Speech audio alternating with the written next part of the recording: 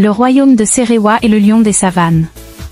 Il était une fois, dans une vaste savane où les herbes dansaient au rythme des vents, un royaume prospère et glorieux appelé Serewa.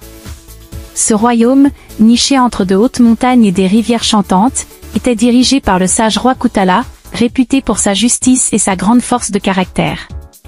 Les terres de Serewa étaient fertiles, les animaux sauvages y vivaient en harmonie, et les gens y prospéraient grâce à une agriculture abondante et des échanges fructueux avec les royaumes voisins. Au centre de ce royaume, se trouvait le baobab sacré, un arbre millénaire dont les racines s'enfonçaient profondément dans la terre. On disait qu'il avait vu les ancêtres de Serewa et qu'il abritait l'esprit des anciens rois. Sous ses branches, les sages du royaume se réunissaient pour prendre les décisions importantes. Mais tout n'était pas toujours paisible.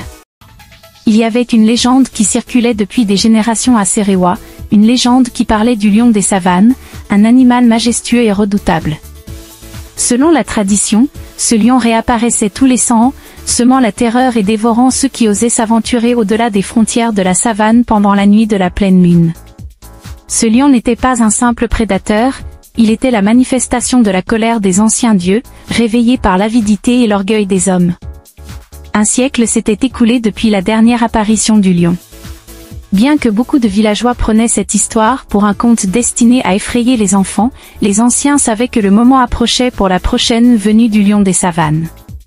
Une nuit, alors que la pleine lune brillait d'un éclat surnaturel, les villageois furent réveillés par des rugissements terrifiants qui résonnaient dans toute la vallée.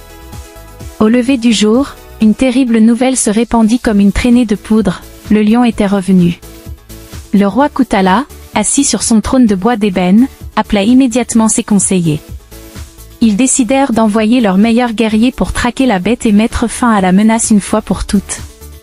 Cependant, aucun ne revint. Le peuple de Serewa, d'abord confiant, fut bientôt pris de panique. Certains proposaient de fuir le royaume, d'autres d'implorer la clémence des dieux. La tension montait dans les rues, et même les sages du baobab sacré semblaient incapables de proposer une solution.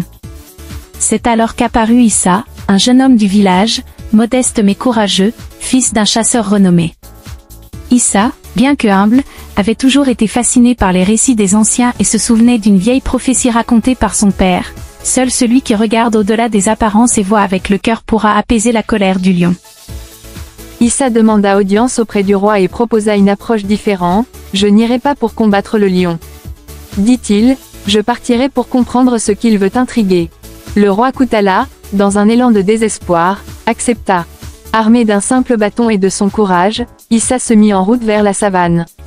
Il traversa des paysages magnifiques, passant devant des étendues d'herbes dorées, des acacias majestueux, et des troupeaux d'antilopes qui bondissaient avec grâce. Après plusieurs jours de marche, il parvint à une clairière sous la lumière éclatante de la pleine lune. C'est là qu'il vit le lion des savanes.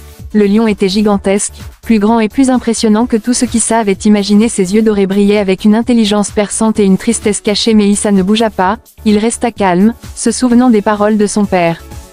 Au lieu de fuir ou de lever son bâton, il s'approcha lentement. « Pourquoi es-tu revenu, noble lion ?» demanda-t-il d'une voix respectueuse. « Qu'est-ce qui t'a conduit à attaquer notre peuple ?» À sa grande surprise, le lion répondit d'une voix grave, « Je ne suis pas revenu pour détruire, mais pour rappeler une vérité oubliée. Vos ancêtres ont fait un pacte avec les esprits de la terre, ils devaient protéger ces terres et vivre en harmonie avec la nature. Mais au fil des siècles, les hommes sont devenus avides, ils ont coupé des arbres, chassé sans mesure, et ignoré les avertissements des anciens. Je suis la manifestation de leur déséquilibre. » Issa baissa la tête, comprenant enfin comment pouvons-nous rétablir cet équilibre, demanda-t-il. Le lion fixa Issa de son regard profond et répondit, « Le roi doit renouveler le pacte avec les esprits de la terre. Mais ce n'est qu'en prouvant son humilité et en respectant les lois de la nature que la paix sera restaurée. » Issa retourna au palais et raconta tout au roi Kutala. Le roi, touché par les paroles du lion, rassembla les sages du royaume et les prêtres du baobab sacré. Ensemble, ils organisèrent une grande cérémonie sous l'arbre millénaire. Le roi, vêtu de vêtements simples, offrit des présents à la terre, des graines à planter, de l'eau pour bénir le sol, et un serment de protéger la faune et la flore de Serewa. Lorsque la cérémonie prit fin, un grand rugissement se fit entendre au loin, mais cette fois-ci, ce n'était pas un rugissement de colère, c'était un rugissement de paix, comme un souffle libérateur. le lion des savanes disparut, et les terres de Serewa furent bénies par des récoltes abondantes et une harmonie retrouvée. Si vous voulez des livres sur les contes, des histoires et sur comment générer des images ou des voix avec l'intelligence artificielle, tous les liens dans la description. Abonnez-vous, aimez et partagez, pour ne rien rater de nos prochaines publications. Activez la cloche de notification.